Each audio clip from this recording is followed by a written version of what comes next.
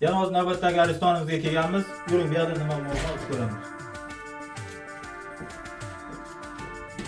Mana aristonimiz, ko'rsatib qo'ying. Mana o'zi avtomat kabellari qo'yilgan. Buni hozir ochdik, 6 yilmi 7 yil bo'lgan tozalatmaganiga magnanotlar yo'q bo'lib ketgan. Ichkarida stenada devor qalinlashib ketgan. 15 kilolik ariston pashti bir 40 kilolik bo'lib qolgan. Hozir mana buni tekshirganimizda qarang, mana buni ko'rsating. Mana bunda ham shu muammo, to'klar. Yana ko'rsat.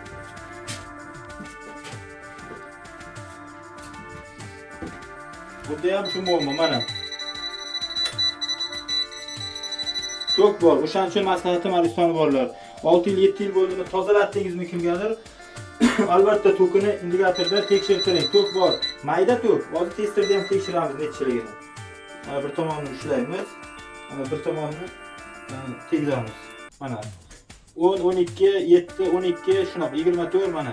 Bu degani mayda akkumulyatorcha emasda mayda to'k bor, lekin qisman bor baribir to'k. O'shaning uchun bunday xonadonlarga maslahat beramizki, cho'milishga kirganda rezitkadan sug'urib qo'yib cho'milib bo'lgandan keyin yana rezitkani suqib ketishlarini maslahat beramiz. Lekin imkon darajasida agar imkoniyatlari yetsa, agar aristonda o'zi stenasi yaxshi bo'lsa, yangi tent qo'yish kerak.